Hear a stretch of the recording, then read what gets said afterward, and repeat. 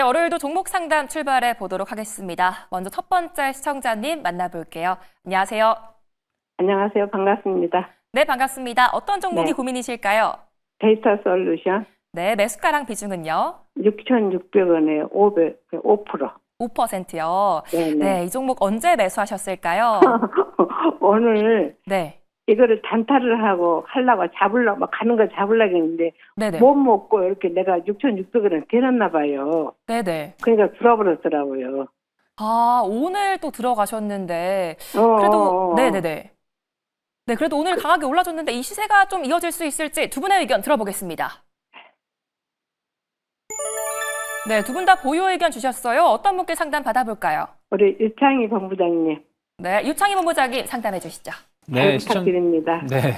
이 막판에 매수가 되셨겠어요? 걸어놓은 아니 게. 막판이 아니라 네. 이거 가는 걸 제가 그런 걸 잘하거든요. 그래서 가는 걸 잡으려다가 안 잡고 가니까 내비로 또 했는데 6,600원에 내가 매수로 걸어놨나 봐요. 그러니까 제 얘기는 그러니까 들어버렸어요. 갈 때 매수한 게 아침에 매수한 게 그러니까 12시에 매수된 게 아니라 예. 내려오면서 매수가 되신 거. 올라갔다가 내려온 네. 곳이 들어왔어요. 그러니까 내려오면서 매수가 된 거잖아요. 네네. 그러니까 오후에 좀 매수가 되신 것 같은데 네. 사실 좀 실수를 하신 것 같아요. 실수하신 것 같은데 아직은 이제 AI 쪽으로 해서 오늘 뭐 코난 테크놀로지도 신고가 갔었고 계속 좀 매기가 좀 들어오고 있는 걸 본다라면 네네. 데이터 솔루션 오늘 윗꼬리가 조금 부담스러운 건 맞아요. 맞지만 사실은 지금은 좀 버텨볼 수 있는 위치가 아닐까 생각을 좀 하고 있어요. 그래서 6,200원 정도가 이탈하지 않으면 6,200원이 오늘 아까 12시쯤에 스타트를 끊었던 자리거든요. 그러니까 아침에는 네네. 크게 움직임이 없다가 갑자기. 아침에 12시 딱 점심 먹고 스타트를 끄는 자리가 6,200원 정도이기 때문에 네. 내일 만약에 6,200원이 그러니까 내일이든 내일 모레든 6,200원이 이탈하지 않으면 다시 한번 7,000원 이상으로 좀 올라갈 수 있다라고 생각을 좀 하고 있어요. 그래서 네네. 1차로는 오늘 고점 언저리 한 7,200원이 좀 중요한 저항대가 될 수가 있고요. 네. 만약에 마감 가격 기준으로 해서 7,200원 이상에서 마감을 한다. 7,200원이나 한 7,100원 이상에서 마감을 하면 저는 추가로 더 상승 가능성도 열어놓을 수 있다라고 보고 있거든요. 그래서 네네.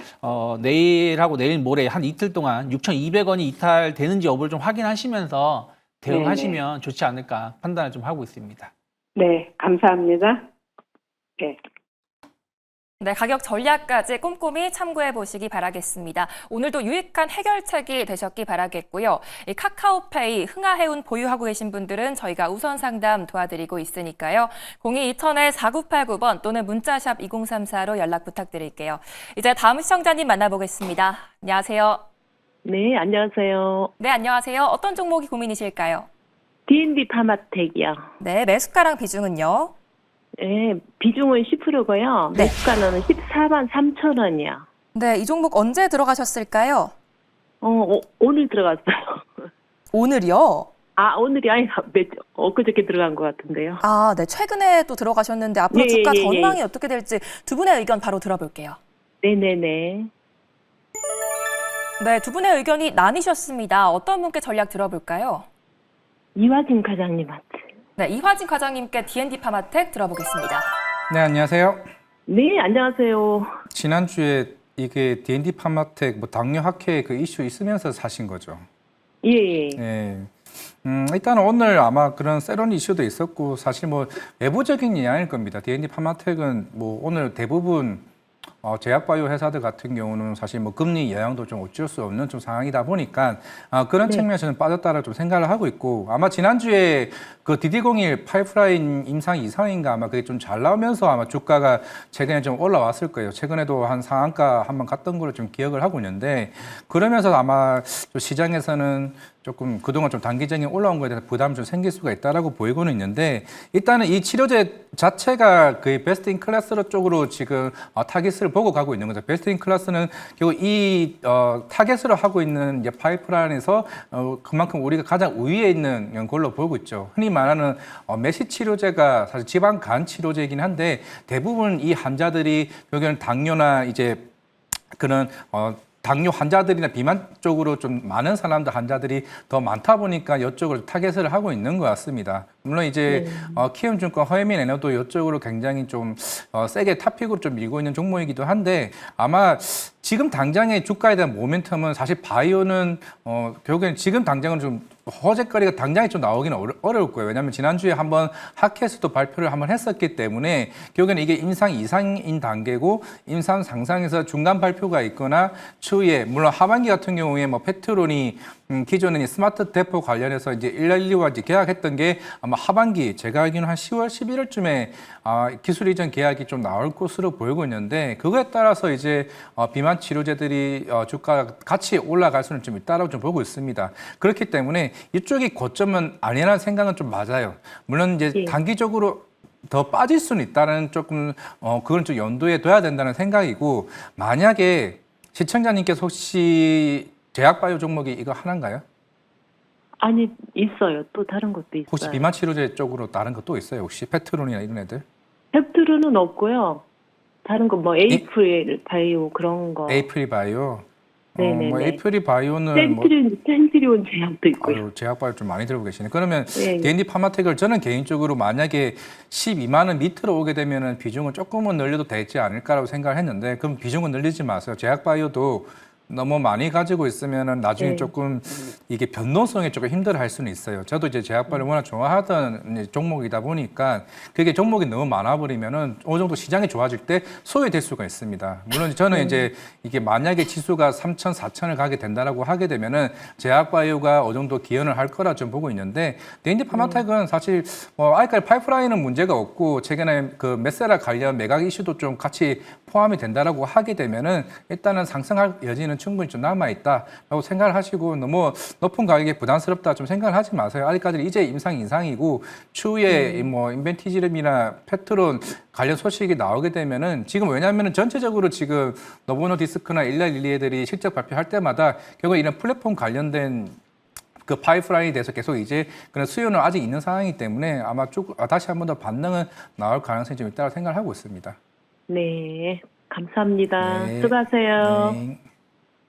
네, 비만 치료제 전망까지 체크해 보시기 바라겠고요. 꼭 좋은 밑바탕이 되셨기 바라겠습니다. 지금도 여러분들의 전화를 기다리고 있으니까요. 종목 고민 있으신 분들이나 카카오페이 흥하해운 들고 계신 분들은 전화나 문자 부탁드릴게요. 이제 다음 시청자님 만나보겠습니다. 안녕하세요. 예, 안녕하세요. 네, 안녕하세요. 어떤 종목이 고민이실까요? 수산 에너빌리티요. 네, 매수가랑 비중은요? 4180원에 75%. 4180원이요. 예, 예. 네, 우선 수익 정말 축하드립니다. 어떤 게 고민이실까요? 1차 목표가를 좀 선정을 해서, 네. 물론 이제 뭐 많이 오르고 있지만 또 조정이 올 것 같아서 조정 올 때쯤 돼서 좀 어느 정도 매도를 하고, 네. 다시 들어가려고 그 타점을 그래서 1차 매도가가 어느 정도, 목표가를 어느 정도 잡아야 되는지 궁금해서 네. 전화드렸어요. 네, 두산 에너빌리티 목표가가 또 어떻게 될지 두 분의 의견 바로 들어보겠습니다. 네, 두 분 다 보유 의견 주셨습니다. 어떤 분께 목표가 들어볼까요? 이화진 과장님요? 네, 이화진 과장님께 들어보겠습니다. 네, 안녕하세요. 예, 안녕하세요. 두산 LBT가 뭐 이렇게 최근에 이제 가장 많이 갔던 이유가 결국 작년에 아마 올해 2월쯤에 그게 마무리가 됐을 겁니다. 그 두산 그 바켓 그 인적 분할을 하게 되면서 얘네가 아마 차입금을 1조에서 한 1조 3천원까지 이제 빌릴 수 있게 됐을 거예요. 왜냐면 두산 바켓이 한 7천원 정도 차입금이 있게 됐는데 그걸 얘네가 어디 썼냐면은 그 창원 공장에 그 SMR 원전 공장을 지었어요. 왜냐면은 예전에 2023년도인가 22년쯤에 실제로 뉴스케이 파워랑 이제 같이 이제 그 관련 수주 프로젝트 관련 MOU를 이제 협력을 했던 부분이 있었기 때문에 올해부터 이제 들어가게 될 거고 지금 실적은 사실 의미가 없습니다. 뭐 16조를 보이든 뭐 1.6조를 보이든 그게 의미가 없고 왜냐면은 지금부터 수주를 받는 거는 지금 이제 우리가 체코 두코반이 받은 게 29년부터 이제 29년부터 착공이 들어가게 되면은 왜냐면은 지금 26년부터 29년까지는 토지 설계 쪽으로 위주가 나오고 29년부터 공사가 들어가게 됩니다. 그러면 2037년에서 39년이 상업화 운전 테스트를 할 거예요. 그러면은 그 전체적인 현금 흐름을 봐게 됐을 때는 두산 에너빌리티는 대략 한 2030년에 이제 돈이 들어오게 되겠죠. 이제부터는 결국에는 30년 이후에 두산 에너빌리티가 얼마만큼의 수주잔고를 쌓아가느냐가 제일 중요한 포인트라고 생각을 하고 있는데 결국 주가는 향후에 이 수주를 계속 쌓아가는 과정이라고 아까 제가 말씀을 드렸습니다. 그럼 이제 남은 일정이 뭐냐면은 이제 폴란드의 퐁티누프 2차 수출 계약이 있죠. 물론 이거는 제가 봤을 때는 웨스팅하우스가 될 가능성이 있습니다. 왜냐하면 이번에 새로운 대통령이 된 게 친트럼프 서양인 대통령이 정권을 잡았기 때문에 웨스팅하우스가 들어가게 되면은 실제로 웨스팅하우스에 들어가는 부품들 같은 경우는 BHI나 두산 에너빌리티가 같이 들어가게 될 거거든요. 그러면 여기에 따른 모멘텀도 같이 부각이 될 거고 그리고 특히 올해 이제 물론 지난주에 SK랑 그 아마존 웹 서비스 관련해서 이제 데이터 센터 얘기도 있죠. 그럼 데이터 센터에는 결국에는 원전이 들어갈 수밖에 없습니다. 그러면 거기에 대한 원전에 대한 기대감이 또 같이 포함이 될 거고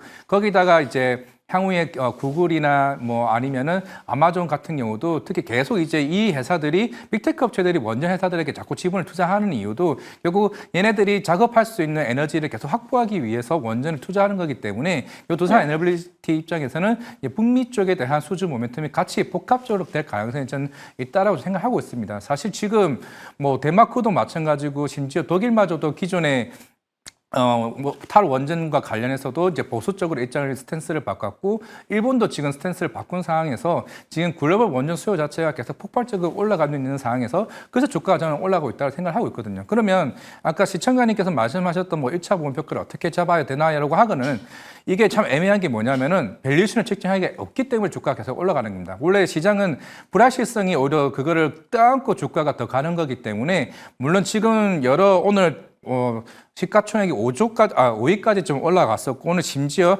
외국인이 굉장히 많이 샀죠. 특히 기관도 계속 꾸준하게 샀습니다. 그렇게 샀다라는 거는 지금 시장이 아까 우리 카카오페이 얘기했고 네이버 얘기했고 두산 에너빌티 같은 애들 이런 회사들 같은 경우는 사실 주조정 없이 계속 밀어 올려보면서 주가를 올리기 때문에 결국에는 상방이 어디 있느냐 이걸 체크하기 더 어렵습니다. 그런 상황이기 때문에 시장님께서는 굳이 4만을 가지고 있는 상황에서 비중도 굉장히 많다라고 하게 되면은 저는 오히려 8만 원 이상 가게 되면은 조금 비중을 줄이는 전략도 나쁘진 않다라고 생각을 하고 있습니다.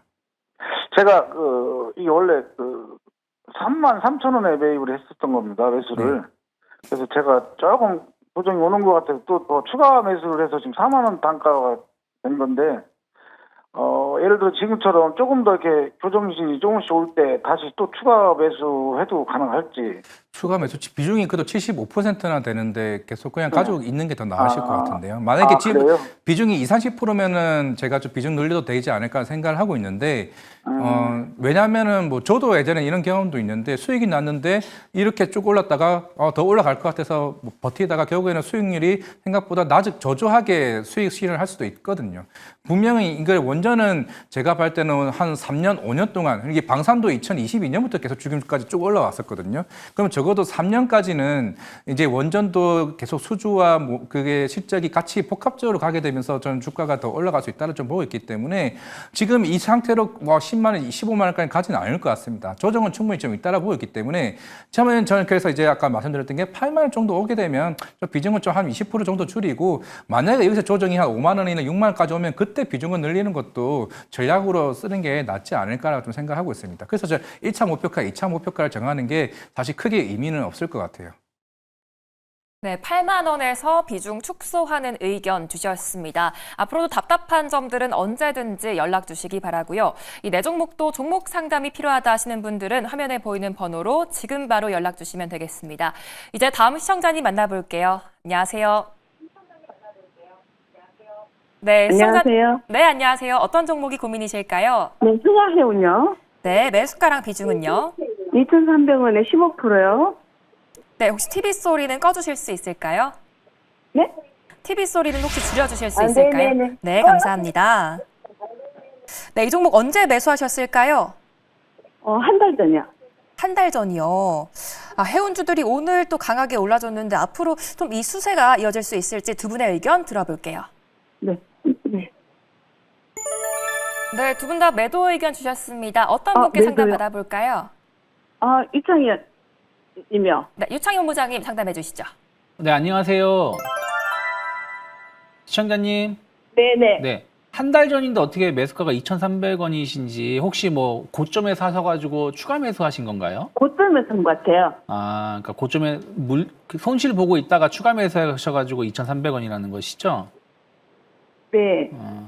이게 사실은 이제 지난주에 조금 올라왔다가 좀 이란하고 이스라엘 사태가 조금 진정되는 것 같다가 이제 오늘 좀 그 미국이 이란의 핵시설을 타격을 하면서 주말에 15% 정도 올라왔는데 호르무즈 해협을 봉쇄할지 안 할지가 좀 중요하지 않을까 생각을 좀 하고 있어요. 근데 네. 이게 보통 상황 같으면 사실은 흥하해운이 조금 더 올라갈 수 있었는데, 그러니까 무슨 얘기냐면 중동 이슈가 이란이 아니라 뭐 팔레스타인하고 이스라엘 혹은 뭐 레바논하고 이스라엘 이런 이슈가 있으면은 흥하해운이 조금 더 갈 수가 있는데 지금은 아예 이란이 직접 전쟁에 참여한 거고 또 미국이 참여하는 거다 보니까 약간 그전만큼의 힘을 좀 없는 것 같고요. 또 하나가 이제 최근에 시장이 워낙에 좋다 보니까 이런 테마주 쪽으로 해서 수급이 좀 안 들어오고 있는 것 같아요. 그래서 상승을 한다고 하더라도 주가는 상당히 좀 제한적인 상승만 보여주고 이벤트가 소멸을 하면 주가가 좀 하락을 하는데